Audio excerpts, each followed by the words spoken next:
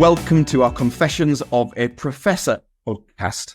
As you'll tell from the title, today it's a little bit of a change to normal course in that I'm actually joined today by two academics who are both professors at different London universities. Both Nick Barton and Kim Hoke are joining us today to give us a detailed insight into how leveraged buyouts impact not only the SMT and workforce within the business that goes through said leveraged buyout, but also actually some of the key differences between a leveraged MBO that may be funded by a private equity investor versus, say, a leveraged buyout funded solely by debt, perhaps from a tertiary lender, bank, or direct lending fund. As two incredibly acclaimed academics studying and have studied for many, many years the area of human resource management, the gentleman will also today give us a detailed insight into how you, as a business owner or employer, can actually go about making sure that you get from each of your employees maximum return, whilst also making sure you are able to reduce staff turnover, increase staff engagement, and fundamentally make sure you have a more engaged, productive workforce. Today, for sure, we are in for a really insightful, very comprehensive insight into all areas of human resource management. And for sure, I'm really looking forward to being able to spend some quality time with Kim and Nick on today's podcast. I'm delighted this afternoon to have both yourself, Kim, and indeed yourself, Nick, on my podcast. Thank you so much, gentlemen, for agreeing to join me. Just by way of context, perhaps it would be great if you could start by just telling each of our viewers a little bit about your careers to date and how you have both become professors of human resource management, accepting within two different universities. So maybe, Nick, I can pass over to you first. Yeah, thank you, Carl. Lovely to speak to you today. So I'm a career academic. So when I finished my degree, I had the opportunity to have ESRC funding to go straight on into a PhD. And as far as I was concerned, being paid to read books and to study things and talk about them to students was just a fabulous opportunity. So I've never wanted to leave academia. Having said that, my particular PhD was funded at a time when the government wanted to encourage more academics to study policy-related issues. So it had PhDs that were specifically policy-related. I was interested in employment policy. So I started to study issues around restructuring and job insecurity in the 1980s, government policies around that.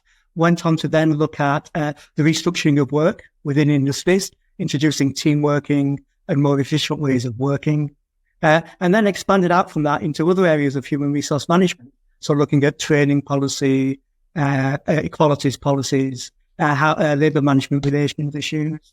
All the time returning back to, well, what are the pressing business issues of the day? What are government policies around them? And how can governments best help employers to achieve their aims? So ultimately that led to things like looking at leveraged buyouts and working with the European Union on the AIFMD. So all the time trying to link management policies, how people are being managed at work, with the regulatory framework around them. And Nick, just for people's information, in terms of your role today and where you are practicing as a professor, could you just give us that insight, please, Nick? Yeah, so I'm Professor of Human Resource Management at Bayes Business School. We recently renamed, changed our name from Cass Business School. Bayes obviously named after Thomas Bayes, the probability statistician. And the important thing about Thomas Bayes is not to understand the statistics, but really to understand what he means, which is that we should change our attitudes and our opinions in accordance with the evidence, which is a nice slogan, I think, for an academic institution. Bayes Business School is part of City University, which is part of the University of London. Thanks, massive thanks. Really insightful scene set, Nick, and we'll come back to your good self in a moment. But Kim, perhaps you can also just tell each of our viewers a little bit more about your career to date and, of course, which university you are professor at. Yes, of course. Yeah, thanks, Carl. So I guess like Nick, I'm also a career academic in the sense that having, done my degree, the next step was to, I actually spent a couple of years working as a researcher before doing my PhD and then into my academic career. It all came around as a monumental surprise to me, if I'm honest. When I went to university, as a 19-year-old. Well, I actually had a year off before I went to university because I didn't even know if I wanted to go. Got to university, and if anybody had said to me at that point that I would still be there 8 years later doing a PhD, I would have run for the hills. But it just shows that, the transformative effect that university can have on you, over the course of those 3 years as a undergraduate. My outlook in terms of what I wanted to do in my life shifted considerably. I mean, I guess the fact that I moved into the academic world was also helped by the fact that when I graduated was at the depths of a recession. So there wasn't actually a great deal else out there. When the academic world came knocking for a research assistant post, it was a case of absolutely, why not? Let's give this a go. And typically what happens in the academic world is one thing just leads to another. You get into doing a research role, you then do a PhD, you're then well on your way to getting your first lectureship. After that point, you do your research, you do your teaching, you build up your CV, you get promoted up through the ranks, and, you end up where ended up where I am today in terms of being a professor of HRM at King's Business School, where I'm also the Vice Dean for People and Culture. Thank you so much. And I must say, Kim, if I was brave enough, I might ask you actually what you got up to when you took your year out, but that might be for a completely different podcast. So I think we might leave that one for the time being. But Though I would say, Carl, that a lot of what I did was actually doing a lot of working in warehouses. I did a few quite low-level factories. I worked as in a plastics company in their transport office, and it actually meant that I saw the working world firsthand. Working in warehouses, working on night shifts. So that experience, even though at the time it was just working in really, really low-paid jobs, it actually has been extremely useful experience for me to reflect back on through the course of my career. It's really interesting you flag that, actually, because I think people who are not academics perhaps could ask how people can be so significantly senior within a university without having actually worked in business and having actually perhaps worked as an employee in different settings to be able to observe firsthand. So with that in mind, it would be just fascinating to understand how you gentlemen feel academia are able to make sure that they are reflective of the business reality that fundamentally the research is underpinning or not. Well, I guess in some senses we're the messengers. So what you get if you work in a given business is you get an insight into the organization that you're working within. You get an insight into the industry that you're working within as well. As academics, what we do is slightly different, is that, a lot of the research that we do is based on very large scale survey data. So, you're reporting back to employers, essentially what they are saying, bringing together their views on a range of topics, analyzing that way so that you're looking at links between different things that are going on, things that work, things that don't work, and so on. So essentially, that's a lot of what you're doing is based around that. Obviously, we spend time talking to people in industry and in the policy world as well. So you get a really good insight in terms of what's actually going on there. But I have to say, Carl, that, very often when I talk to people in the practitioner world, it's amazing that the meeting of minds, that there's an incredible overlap in terms of the way that we view the world, the sorts of things that need to be addressed, the sorts of priorities we should be focusing on, and the sorts of approach that we take to given matters as well. So, essentially, I guess it's research is all about finding out what's going on. And you do that by talking to people, by conducting surveys and so on, analysing that data, bringing it together in a way that you probably just wouldn't have that opportunity to do that if you're actually working within a given organisation. And just to ask him on that, so how much of your research / white papers / written content would you say is solely based on data versus based on your opinion and interpretation of data, which of course is always subject to bias? It's all based on data. I think, Nick, you'd agree with that as well. So obviously what you do when you've collected your data, you analyze what's going on within it, you look at the relationships within it. You then will form a judgment after that in terms of saying, well, what are the management implications from the findings that were produced? What are the implications for government, for practitioners, for policymakers, and so on?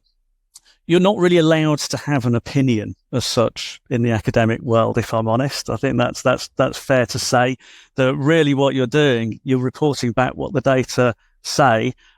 Anything that you express subsequent to that in terms of implications for practitioners and so on is purely driven by the results that you've produced. So sometimes, Nick and I have actually found ourselves, writing sections of papers where you're looking at what the implications are, the findings, where we've actually surprised ourselves by what we're writing, because it's not what we went into the paper expecting to find. But ultimately, we're the messengers. We're going to stay true to what the data is telling us. So the implications that we will draw from that data will, be driven by what the results show. If I could just add to that briefly, we talk a lot about the importance of peer review in academia, which is what peer review will do is have other academics look exactly at how we've carefully designed research. And if they feel there's any bias that we've introduced in our research, then it does not get published. So if they think we've cut up a question to find the answers that we wanted to find, it just would not appear in an academic journal. It would be rejected. And again, when we're interpreting our findings, if we overstep what could be a reasonable interpretation of the data that we have, again, people would strike that out and it would not be published. So the peer review process is a really important way of keeping academics honest and separating our own individual views from what the data actually says when we've carefully designed it.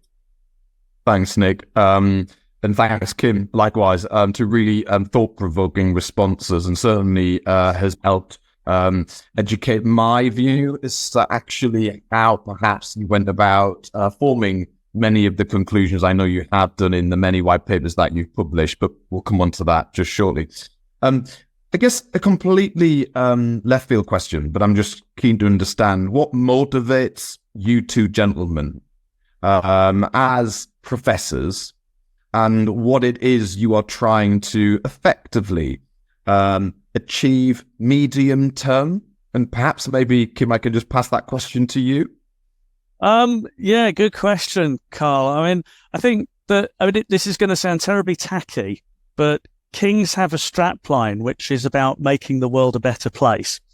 And in many ways, that's what it's about. Neither Nick nor myself, I think the reason that we've been working together for so long and we just see eye to eye with the work that we're doing is because in many ways, we don't actually see research as an end in itself. We see it as a means to an end. So it's a case of saying, what are the big, important social, economic issues out there that are pressing at the current time, that are important to, people in disadvantaged positions in society, or that are important from the point of view of economic growth or for employers or whatever else. And, can we do some research around that? Can we bring new evidence to bear in relation to those debates, which will have a positive effect in terms of understanding those areas of, public life or business life, and taking those matters forward.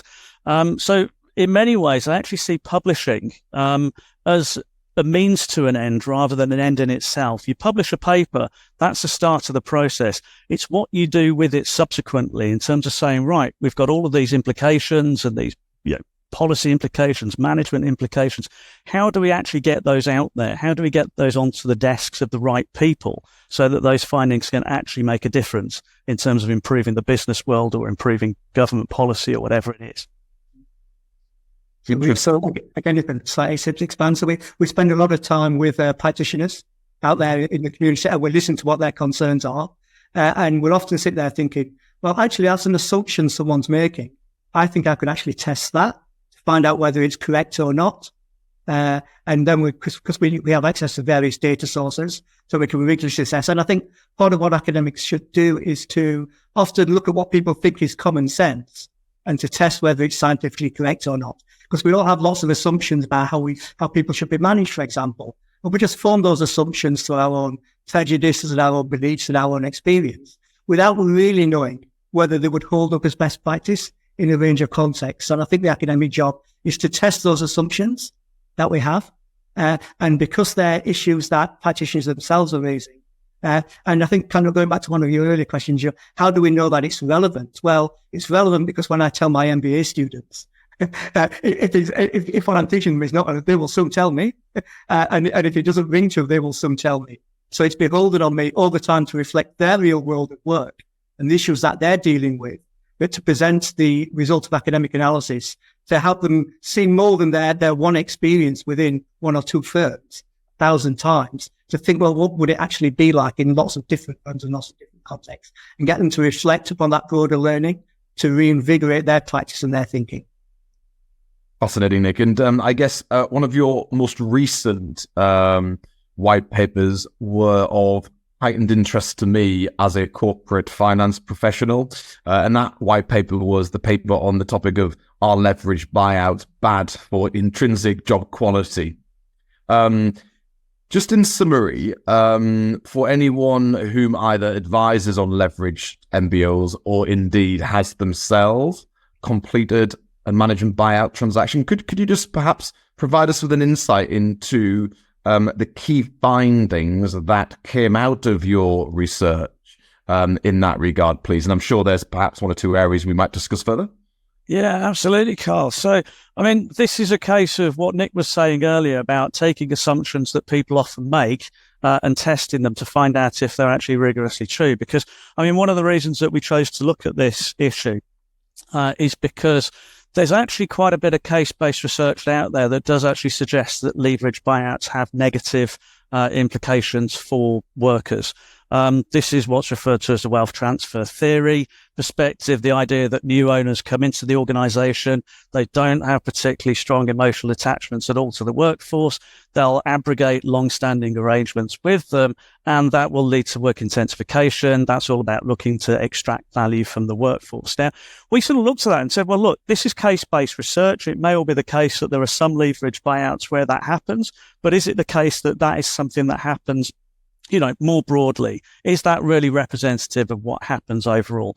And given the fact that we have access to nationally representative data, this is the Workplace Employment Relations Survey data, which is government data, we merge into that data from the Centre for Management Buyout Research. That gives us a unique opportunity to look at this issue using quantitative data from a much more nationally representative perspective. So what we do, we look at issues in relation to work intensity. We look at time pressure. We look at the levels of autonomy that people have in their jobs. We look at their participation in decision making. So there are job quality indicators, and we want to know whether or not those are better or worse in leverage buyouts than elsewhere. Now, what the wealth transfer theory perspective would suggest is that, the new owners will come in, they'll seek to extract value from the workforce. So things like work intensity, things like time pressure are going to be higher, but then things like job autonomy and participation in decision-making are likely to be lower, given the fact that these managers will be taking a top-down command and control approach in order to extract value out of the workforce. That in turn is going to have negative implications for things like work-related mental ill health, job satisfaction, and so on. But that's not actually what we find in our analysis. So what we actually find is that, in line with the wealth transfer theory model, that job demands do increase. Okay, so things like work intensity and time pressure, they are higher. Okay, but at the same time, job resources, so things like participation and the amount of autonomy that you have in your job, they're also higher as well.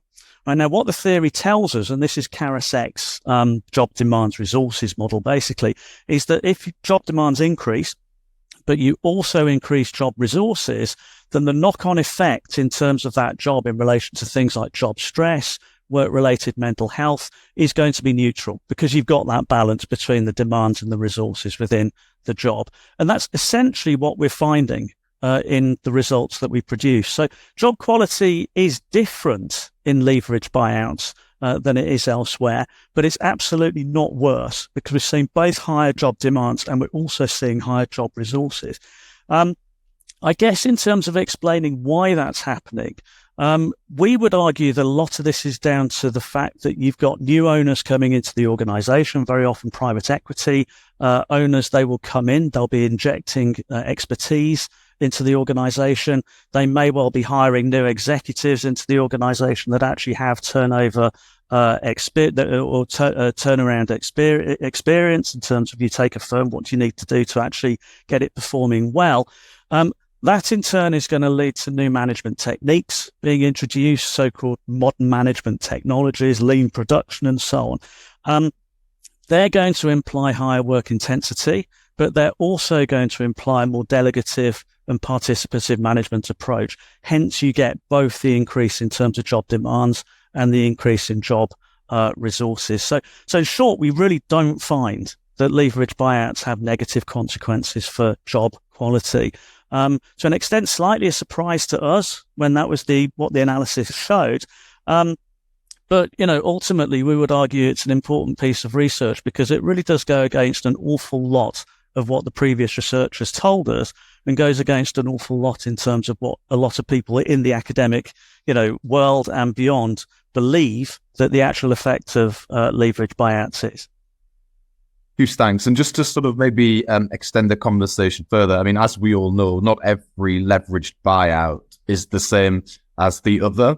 And therefore, given this, could you just perhaps give us a little insight into how different types of leveraged MBOs or leveraged buyouts can actually impact differently on job quality? Yeah, so I think that's a really important question, Carl. So I've been involved in this debate now for over 20 years, and we were involved in European discussions around the Rasmussen report and the AIFMD. And whenever we produced any findings that suggested private equity LBOs didn't have negative consequences for workers, then critics of LBOs would always say, well, Bert, we're talking about specific types of worst case scenario, and we think they're very general. So they would say, well, most LBOs where there's PE involvement, they're worse. So maybe when you get positive findings, you're looking at non-PE LBOs. So is that the case? So we could compare within our data set those LBOs which are PE-led and those with no PE involvement to find out, well, what impact does that have on job quality? And in this research, and all the research that I've done, whenever you've got PE involvement, the outcomes generally for labour are better, not worse. And why is this? Well, it's because PE firms bring the expertise to improve practices within firms. Yes, they have high expectations. They expect organizations to work hard. They drive slack out of organizations, but they also provide, as Kim was saying, the resources that individuals to succeed in their jobs. Maybe that's new investment in technology on the line. Maybe it's a better invoicing system. Maybe it's removing managers out of the way so employees who know how to do the job effectively can get that job done better. Maybe it's bringing new ideas in about lean production and better relationships with customers. And it's bringing all of that expertise in through new managers and senior level expertise. That is the value added of PE-driven LBOs. And so when we compare that to LBOs that are not PE-driven, we just find that non-PE-driven LBOs drive up job demands, but they don't improve job resources. So all you're doing really is kind of sweating employees. Employees ultimately won't become all that much more productive. You need to give them more autonomy, more control over their job to release their full potential. And effectively, you're doing to employees the same thing that you're doing to a firm. When you're buying it out, you're trying to remove those layers of bureaucracy and all those hurdles that have been built up over time to allow the firm to succeed and flourish and develop the real positive things that it does for long-term growth. So we always find PE involvement's really important. When we compare management buyouts compared to management buy-ins, we find the same story. Where new managers come in, again, it's a more positive story. They bring new expertise in, new knowledge, new insights to make the firm more productive. And that includes new and better insights about how to manage employees themselves, and employees respond positively.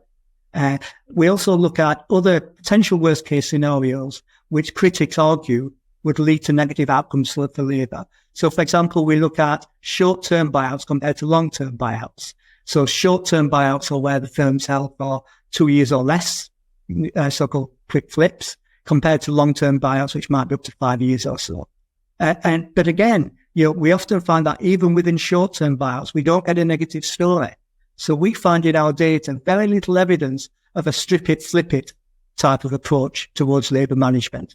There's lots of reasons why you might hold it for only 2 years, but it doesn't seem to be that the purpose why you do that is to extract value from labour. to make workers' jobs worse and to increase job demands, but to provide no resources. So we think the argument that critics of PE make about short-term time ownership, I think it's just wrong. I think there's lots of other reasons why you might hold a firm for longer and shorter, often market conditions, in addition to your initial strategic plans. So I don't think firms going with a strip it and flip it approach to leverage buyouts. The other thing that we look at is debt levels. So one of the things that critics argue is that high debt extracts value from firms and will make workers sweat, effectively. But again, we don't find that high debt leverage buyouts have worse implications for workers. And again, I think this is a misunderstanding of the nature of debt. Your debt's got lots of purposes in LBOs. Yeah, one purpose is to discipline managers and make sure they don't waste money on things they shouldn't be spending money on. But it's also about your tax. It's also about investment decisions, and it's got lots of things around it. So just to assume that because a buyout is PE owned or it's got outside managers coming in, because it's held for a relatively short period of time, or because it uses high debt in the buyout, therefore the purpose of all of those things is to extract value from labour. Just not the case in our data. And those are all the theoretical arguments that opponents of private equity use to try and get the European Union to legislate on PE deals, try to make sure you couldn't have short-term deals, make sure that you could limit debt levels, make sure that outsiders couldn't come in and run firms. All of those things I think are mistaken. All of those things are drivers of good LBO performance, and they're also actually drivers of better jobs for employees. So we think those findings are really important because we get policymakers to stand back and reflect on the pressures that they've been pushed to legislate in one way, and we're saying, well, lots of the levers you're considering, we don't think would have the outcomes that you think they will have. And Nick, you talked there a lot about private equity sponsored leveraged buyouts.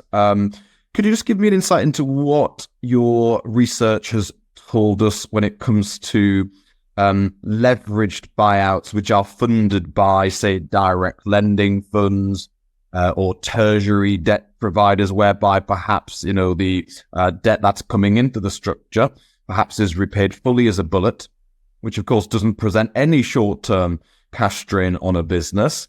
And because the bullet is perhaps repayable 5 years out, other than the interest cost, actually, that should give a business a huge amount of cash headroom to be able to invest in itself, to scale, and of course, achieve all of the things that perhaps one can achieve in a private equity sponsored buyout. So could you just tell us what your research told us about sort of debt funded buyouts whereby the actual instrument is pushing back when the debt needs to be repaid?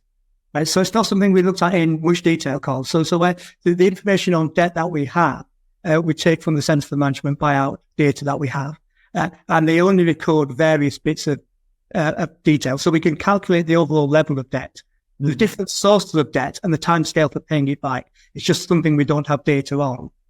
So I can't answer your question in specific detail. I think what I can say is that one of the things we know that leverage buyouts do when they work effectively is they provide cash and cash opportunities and borrowing opportunities for firms that are constrained in their growth. And that constraint could be family ownership. It could be the size constraint. It could be ownership by another large firm that's not really interested in developing them. It can just be a lack of capital market confidence that the managers running it really have good long-term plans. So what kind of leverage buyouts, when they work effectively, are able to do is to release cash. But what are the mechanisms that we use for that long-term investment and growth?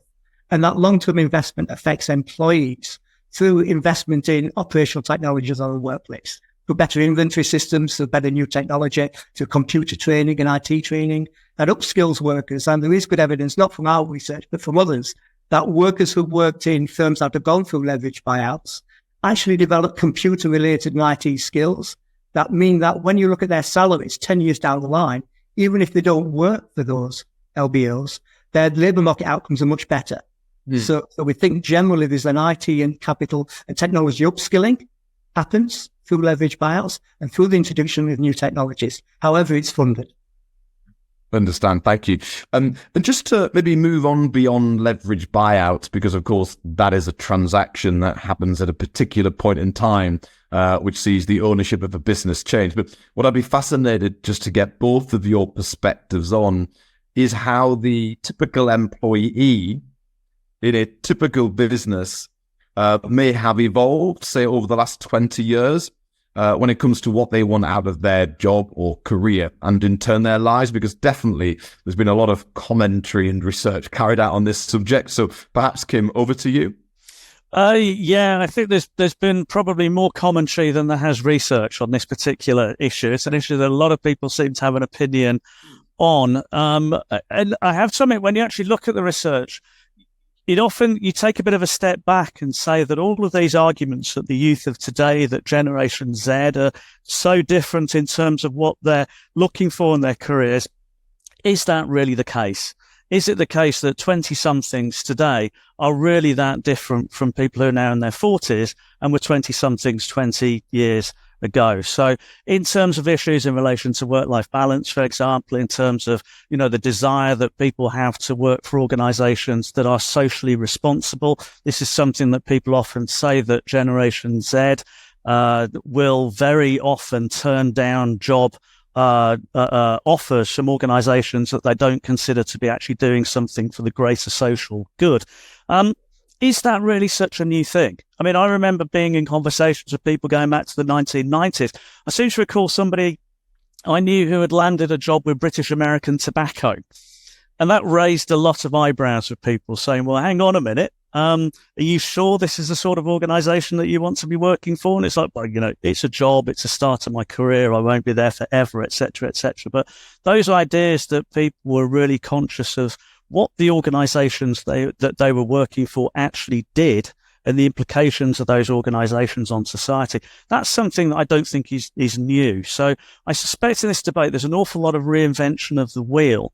And the idea, when we're young, we're all idealists, and we're all idealists, and we all think that we're going to be, the generation that will change the world. But, we thought that when we were young too. I mean, we failed ultimately, didn't we? But, we went into the working world with that sense of idealism that we would be the generation to change things. So I don't know. I'm rather skeptical about this idea that the youth of today are really that different from youth in years gone by. Nick, I'm sure you've got a lot to add to that, because I know that you've looked a lot more than I have, I think, at the research in those areas, haven't you? Yeah, so I can summarise my lecture on age inequality, which I give to my undergrads, which is that you all think you're really different. Actually, you're remarkably similar to your parents at that age, and they were similar to their parents at that age. So what the evidence tends to show is you have to distinguish between period effects, the fact that everything might have changed for everyone. So, for example, job tenure is shorter now for everyone. So therefore, what you can get out of work is different now for everyone. When you actually compare what, say, a 20-year-old says they want from work and what a 50-year-old currently in work says they want from work, there's only two real things that kind of change. And they change not because of cohort or when you were born. They change because of your lifespan and your age. So when you're in your 20s, so if you're looking to hire people in their 20s, then opportunities, prospects for promotion are actually more important for people, obviously, in their 20s than they are in their 50s. If you're looking to retain older workers in their 50s, flexible working, because they have more caring responsibilities, is more important to them. However, everything else is equally important. So when you look at, what you want from work, a good salary, to be recognized by my boss, have an employer who cares for me. They're the top three things for people at any age of employment, and it doesn't change throughout your life. So one or two things change across your lifespan, but that's just an aging process. Most things in terms of, I want a good job, I want a good manager who listens to me, I want to be paid fairly, I'd like nice working conditions. Yeah, all of those things have been equally important to us throughout our lifespan. Yeah, and there's no evidence that that's changed in terms of cohort. If we were looking for things like a COVID effect, if there is a COVID effect, it's affected everyone. It's not just young people, it's also older workers. So if anybody's looking at work now with a little more caution in terms of its role within their lives, if everybody's got used to working from home a bit more, that's true of everyone who's gone through the COVID period. It's not peculiar to young people, and it's not peculiar to old people. So we have to distinguish between aging effects, cohort effects when we were born, and what happens to everyone during our lifespan. So if a war happens, we all go through that war. If COVID happens, we all go through COVID. And we're all equally affected by those things. So I think kind of Kim's absolutely right that these premonitions that there's a new generation of people who want things completely different from work to previous generations, that's never held up. And it's never held up to academic analysis. So the lessons for employers is, treat all employees well, treat them fairly, treat them with respect, give them good working conditions, give them good prospects, particularly when they're younger, give them flexible working, particularly when they're older. And that's how you recruit and retain the best workforce. Thanks, Nick. Just to ask a question, because some of our viewers, may acknowledge what you've said, but they may say, and it's because many people have said this to me, so I'm speaking on behalf of viewers not perhaps present on this podcast. They may say, well, that's all very interesting. However, why is it that today it seems my employees want more flexibility, want sabbaticals, want me to give more, and they are giving me less in return? That seems to have been a sort of statement made, Nick, often by many of my clients. So what would your response be to that person who's suggesting that certain populations of workforce now are different to what they once upon a time were? The other thing, Nick, people have observed many times to me is that, historically, perhaps their employees joined straight out of education and retired with them. But now people want to have 15, 20, 35 employers on their CV. Just talk to me about that then. Is that new news? Okay, so something we'd have to kind of break down in different things there. So I think the idea that people want slightly different things out of work now to what they did pre-COVID, I think that's true. But I think it's a period effect. I think that's true for all employees. So all employees are suddenly thinking about work, and all of a sudden, a bit more flexibility, the potential for working from home, the potential for some time out of work. I think those things have become important to all employees, not just to young employees. So I think that's a period effect. And I think that's a period effect of COVID. I think there's also a kind of, what do I put into work and what do I get out of work? Now, work is far more intense now than it has been for the last 30 years or so. So in terms of kind of demands, the idea that we're all connected by IT to work and we've got no time from work, that's affected everyone.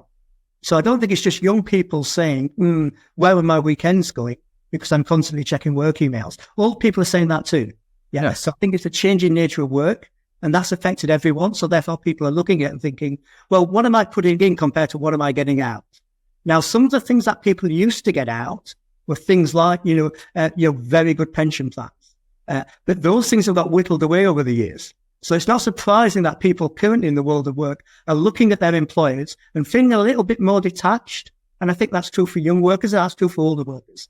So the idea that if I put in 40 years, I'd leave with my carriage clock and my firm will have looked after me. The world's not like that. Globalization has really shaken things up. And that's as true for 50-year-olds as it is for 20-year-olds. Average tenure has declined, but it's not declined by as much as we might think. So it's declined from about 11 years to about 10 years. So people generally, if they get a decent paying job, generally they will stay with their employer.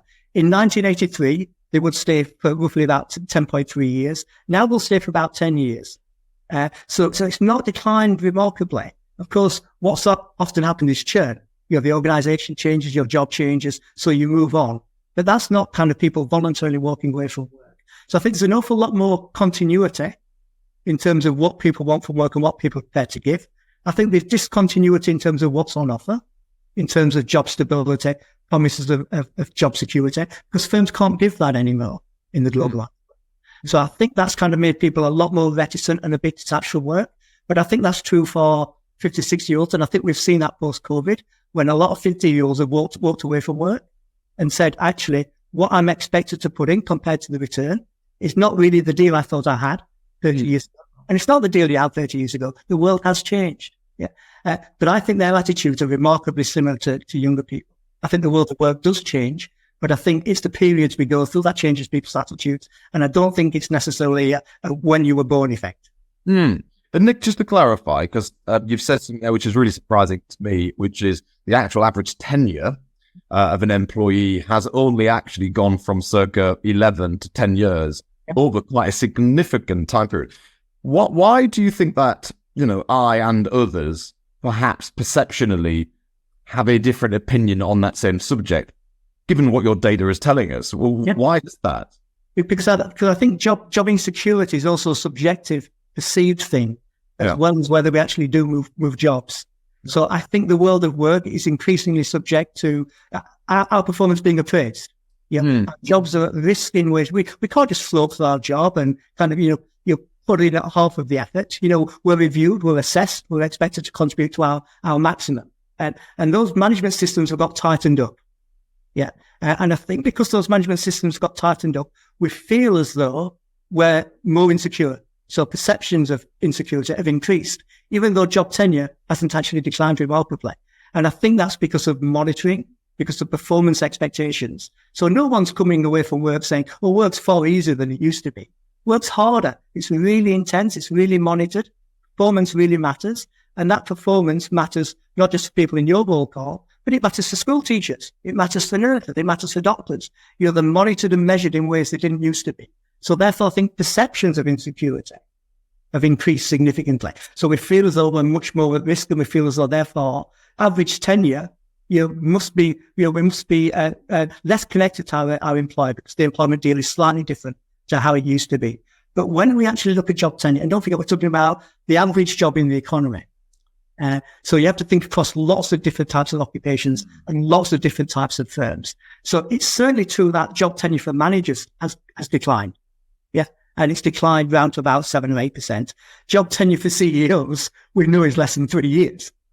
And those are probably the types of jobs we're thinking about, because those are the employees that we routinely interact with. But selectable employees are just right. They get reported on, whereas I guess at perhaps a less senior level, there's less commentary. Absolutely. So generally, you've got a job, you're working in, say, a Costa or something, you've worked your way up, you've become manager of that Costa. You're just as likely to stay there because it's quite a good job for you. You don't necessarily have all those other job opportunities. Fascinating. Thanks, Nick. That's really insightful. And as you say, perception and data often perhaps very different, if not contradictory, for sure. Okay, just to sort of step back for a second, and perhaps, Kim, I can just pass this question to you, good self.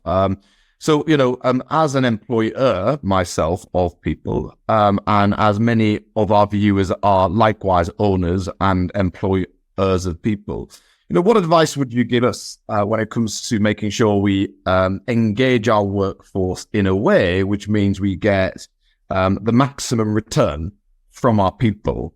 What sort of 1 or 2 words of advice would you give me and others who are perhaps battling, with recruiting and retaining the right skilled employees in our businesses? Well, this is the $1 million question that the strategic HRM world has been battling with for many years. What are the practices that you put into place that really make a difference from the point of view of impacting positively on organizational performance? This is what I refer to as high performance work practices, for example.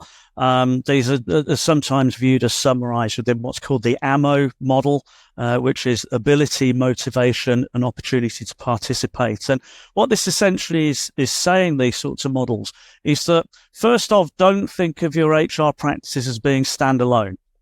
Right, the way you recruit people, the way you train people, the way that you get people working in, the way you design jobs, the way that you allow people to express a voice within the workplace. All of these things need to link together as a package of policies that all need to be pulling in the same direction. So first message is don't think about these things as separate and independent things. These things all link together. And if you can actually get a kind of strategic integration of that package of policies, that's going to, where everything in your HR system, if you will, is all pulling in the same direction, that's going to be very much in your favor. Now, in terms of the AMO model that I was talking about earlier, this is about the idea that you need to focus firstly in terms of your workforce ability. So that's about hiring the right people into the organization, using recruitment and selection techniques that are actually going to work. None of us have a crystal ball, but some of these techniques are better than others in terms of predicting who's going to perform well within the organization in the future. You then need to focus on the way in which you train and you develop your employees, something that people will always want to have when they come into the organization, opportunities for career development and so on. You then look at the way you motivate your workforce, and that can be either intrinsic or extrinsic motivation. So extrinsic motivation is obviously around issues to do with pay. Can you incentivize your pay structures in a way that you motivate people to work at a higher level? What about the way in which you design jobs? Can you make those jobs more intrinsically rewarding by giving people job tasks on a day-to-day basis? You're not just in a car factory, for example, bolting on the wing mirror over and over again. You look at some of the more innovative, the Volvo car factories that were operating in the 1990s, for example, people in those factories knew how to build an entire car. They would build the car on workstations rather than on production lines. And they had people there that were actually capable of building an entire car from start to finish in the space of about 9 hours. It's phenomenal just how skilled those jobs were. So rather than thinking of jobs as just being, a given, look at the way in which you organize work processes, look at the way you can combine different job tasks together, look at the way that you can vertically integrate tasks as well to give people more of an insight in terms of, it's some of the management stuff that goes on. Can you incorporate that into people's job roles as well to give them a more engaging job? So, these are the key issues. And then you look at opportunity to participate as well. So to what extent do people actually, you've got highly trained workers because you've applied the ability elements of the system. You've got highly motivated workers. What you need to do then is get the most out of them. This comes down to your sort of voice structures that you have in the organization. I've always been a believer that the people that are real experts very often in a production system or in an office environment for that matter are the people that are actually using the system, the people that are working on the production line. And there's an awful lot of untapped reserves of human resourcefulness amongst those people that organizations are missing out on.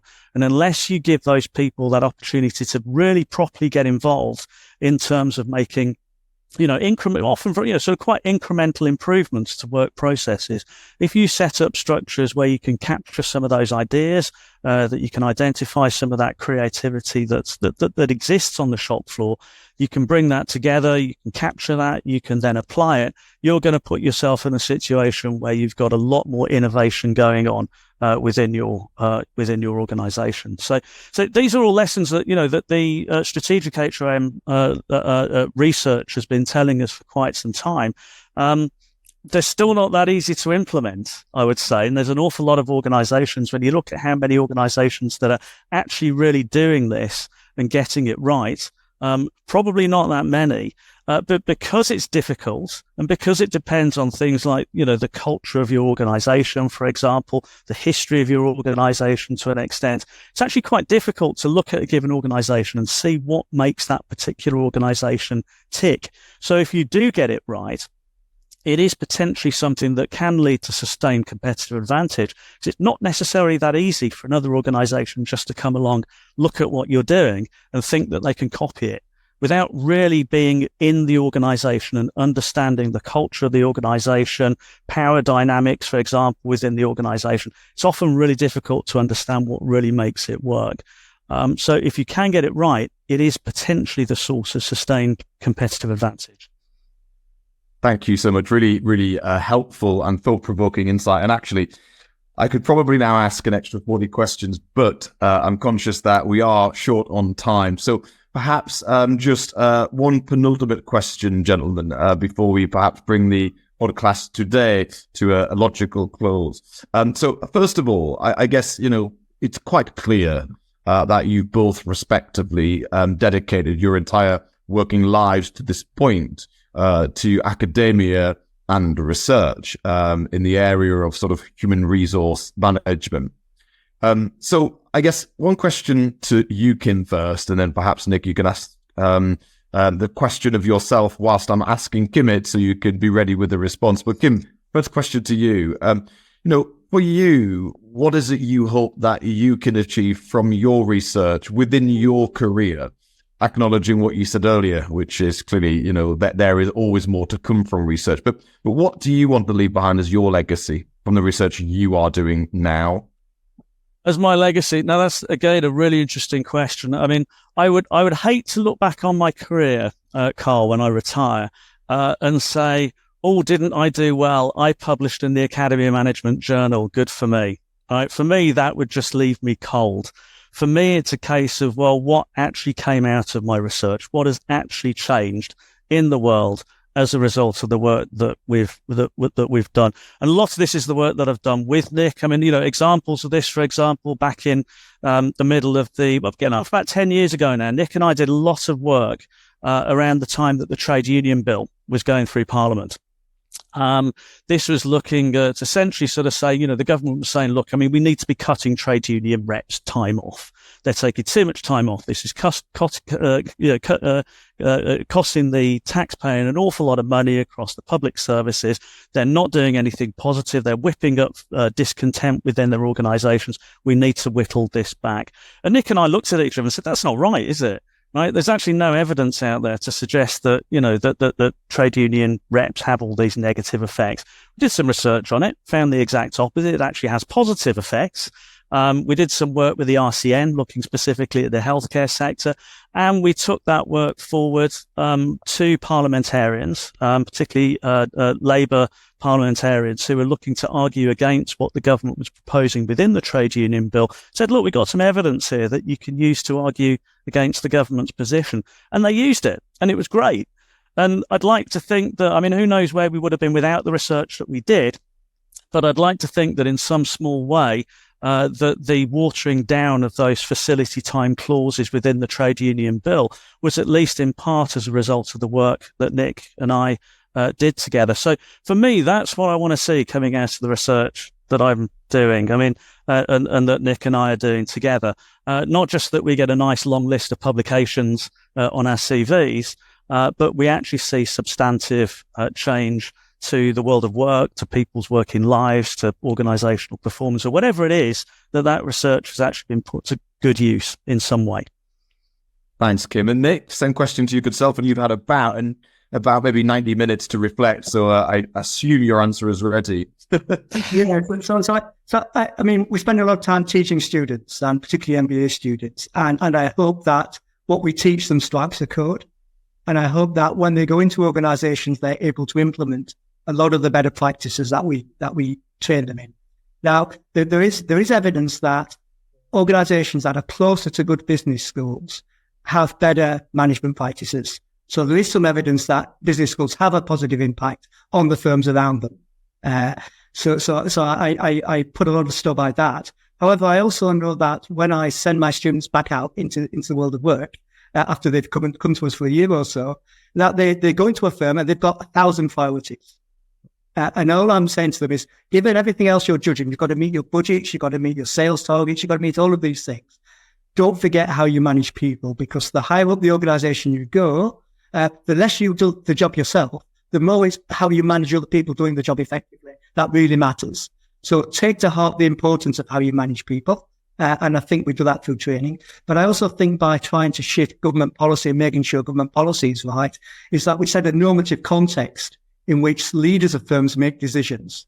Now, they've got a wide range of decisions, and some of those decisions can be short-term and negative, and they can earn a quick buck, but ultimately they're not going to build long-term value for their firm. It's not going to make them long-term productive, and it's not going to deliver long-term secure jobs for their employees. So I hope that we change the normative framework, and that's where our work on PE, for example, comes in. That, if the normative framework is PE is bad, and those things get blocked, then I think you end up creating a lot of worse firms, a lot of firms that are going to go out of business, and a lot of bad jobs for employees. So I think by trying to change the normative framework of government and business thinking around these things, that then allows individual managers to make good decisions within organizations. So I think we've always kind of tried to train managers to do the right thing, but also influence the government policy framework around them to encourage senior bosses to help managers do the right thing at work and to believe in their employees. Thanks, Nick. My final question to you both, and this is a very short question, and I'd encourage, please, gentlemen, a very short and sharp response. In terms of what comes next for each of you and as a collective, what do you think is the most interesting topic today that you would like to carry out research on to try and develop your understanding and in turn other people's understanding of, please? And perhaps, Kim, over to you. Yeah, thanks, Carl. So as you've gathered, I mean, Nick and I do an awful lot of our work together. So one of the other, there's obviously more work to be done in the LBO field, and there's going to be more research that will come there. But the other area that we do a lot of research on is in relation to disability in organisations and in the workplace and in the labour market. We were involved in setting up an organisation called Disability at Work around about 10 years ago. Which has been fantastic from the point of view of giving visibility to the research that we do. A lot of the research that we've done has also fed into the Disability Employment Charter, which I was involved in setting up about a couple of years ago with organisations like Leonard Cheshire, Scope, Disability Rights UK, Unison, the Shaw Trust Foundation and the DFN Charitable Foundation. That has been the main tool in terms of driving forward what we want to achieve in terms of government policy. We've now got 180 organisations signed up to it. This includes all the country's big charities, the likes of RNID, Sense, MENCAP, National Autistic Society. The Trade Union Congress has signed up to it. The British Medical Association has signed very recently. And this has been an absolutely brilliant way of our research really positively impacting public policy debate, debates within the, sort of senior reaches of the civil service, and going right up to ministerial and shadow ministerial level. So for me, that is going to be a big part of what comes next. Is that whole area around disability, leveraging the Disability Employment Charter in a way that will hopefully drive forward policy in relation to disability employment. Thanks, Kim. And Nick, I know that you will both work together on that research and everything that follows, but is there any particular other areas, Nick, that you personally are really keen to focus in on? Yeah, so one of the other bits of research I do is really about multinational companies. And if you operate in different countries, should you manage people differently? Mm-hmm. And there's an argument that because people come with different cultural expectations, they have different expectations about how they should be managed. They understand power differently in terms of the influence they should have or the decisions managers should make. So part of the project I'm involved in is called Globe, where we've got data from every country in the world. This is the kind of employee level survey data, asking kind of first line and middle level managers about their preferences for how they're managed and how they should manage people. And we correlate that with organizational performance and levels of trust in business. So we step out into the multinational world and we try and understand whether some of the things that Kim was talking about, such as, the AMO model and high performance work systems, is it the case that if you introduce that in all countries, you will equally get a positive impact in terms of positive people's attitudes and motivation and job satisfaction? Or is it a bit more horses to courses? So, when in Rome, should you manage as the Romans do? So effectively, that's the question. So important for organizations that are internationalizing and stepping out of the UK, should you manage differently in different contexts? So that's one of the other things. But as I said, Kim's absolutely right. Post-Brexit, we need to get more people who are long-term ill and disabled into employment and keep them in employment. Otherwise, we will continue with significant labour shortages, as the government's been talking about in the last few days. Thanks, Nick. And definitely for another time, it will be fascinating to actually discuss with you how some of the funding that the government is making available is helping or not get people who are unemployed, either as a consequence of disability or not, into gainful employment, because I have quite a lot of views on that subject. But I think for today, our time, gentlemen, together is up. So can I just please thank yourself, Kim, and yourself, Nick, not only for your time, but for all of the brilliant research that you continue to do, which, of course, you in turn share, both with your students and further afield, because, of course, it's all about trying to create greater, more engaging, more additive employment, which, of course, should in turn create GDP and allow businesses to thrive. So on behalf of myself and every viewer listening, thank you, gentlemen. It's been insightful, thought-provoking for sure. And I'm looking at 4 pages of scribbles here. So definitely you've left me with some homework. So thank you, gentlemen, for your time. Thank you very much. Thanks, Nick. Thank you, Kim. It's been brilliant today to spend some quality time with Nick and Kim, to obtain a detailed insight and appreciation as to how leverage buyouts can in fact truly impact the SMT and workforce within the underlying business. It's also been quite surprising to learn a little bit more about the fact that actually staff turnover has not increased that significantly within organizations over the last 30 years. And indeed, actually, yes, whilst employees perhaps now look for different things from their employer, actually, perhaps the changes are not actually as structural as we perhaps might think, but perhaps more in part perceptional. Today's been a really insightful podcast, so I'm for sure very grateful to Kim and Nick for their time. And we really hope that you, our viewers, are able to take one or two nuggets of insight away, which may have a positive impact on your business day to day, as well as any potential leverage buyouts that you may be anticipating or indeed participating in the short term. If you would like to watch this or any other podcast that we at RG put out, then for sure, please do check in at the RG YouTube channel. Likewise, look for Confessions of a CEO and download at Amazon or Apple, or indeed anywhere else you consume your podcast. But for now, my name is Carl Swansbury. You've been watching this limited edition of Confessions of a Professor. And for sure, I look forward to seeing you all very soon on a future RG podcast.